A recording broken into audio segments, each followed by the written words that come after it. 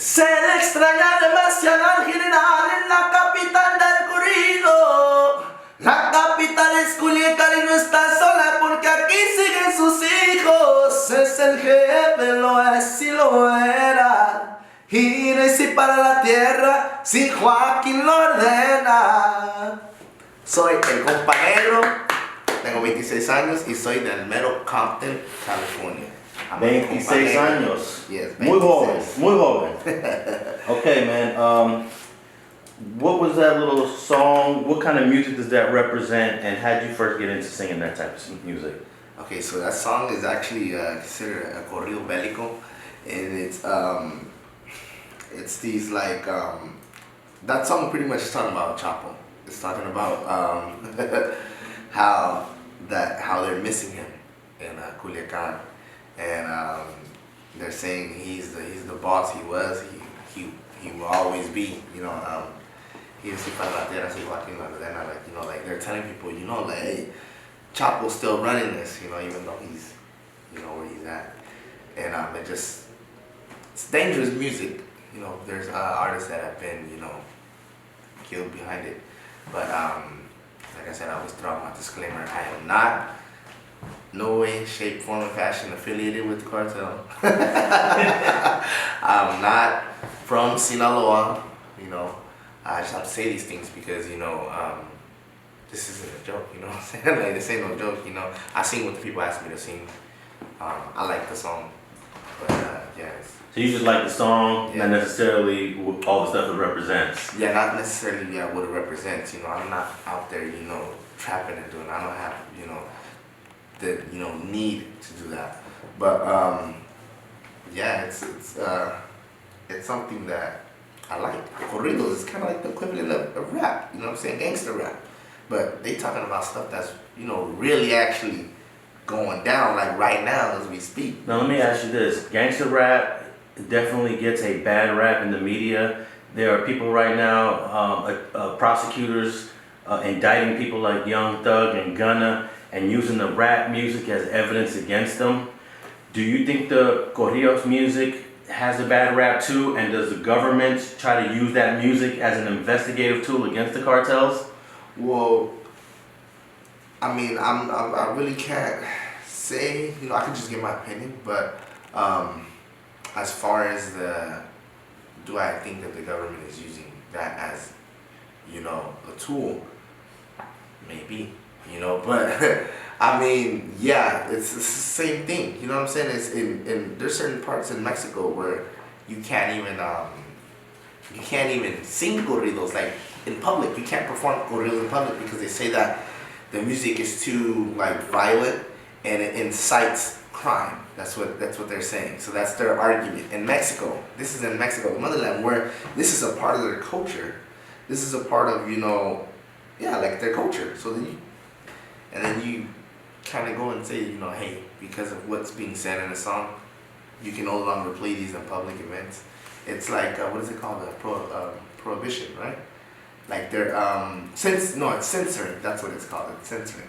They're censoring a lot in Mexico. This music, por decir, narco corridos, because there's different types. There's regular corridos, which, you know, can just talk about somebody whose life, you know, but then you have the ones where I see, you know, narco corridos, which is talking about, you know, not necessarily like what's going. Well, technically, yeah, what's going on right now, you know, as we speak, you know, in the song that I was singing, there's a verse that says, en el Culiacanazo no les hablaremos porque no está permitido, ese día no lo pintaron de rojo, porque soltaron al hijo de las montañas, llegan los cheques y todos vienen firmados por JGL.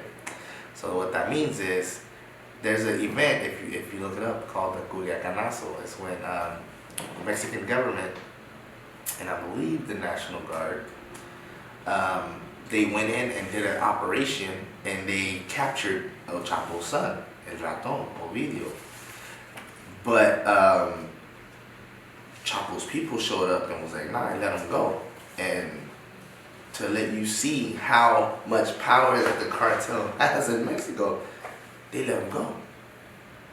And so it's crazy, you know what I'm saying? Like how how much influence, you know, that the culture has, you know, in the country. But it's crazy. But yeah, they really actually let them go. You can look it up.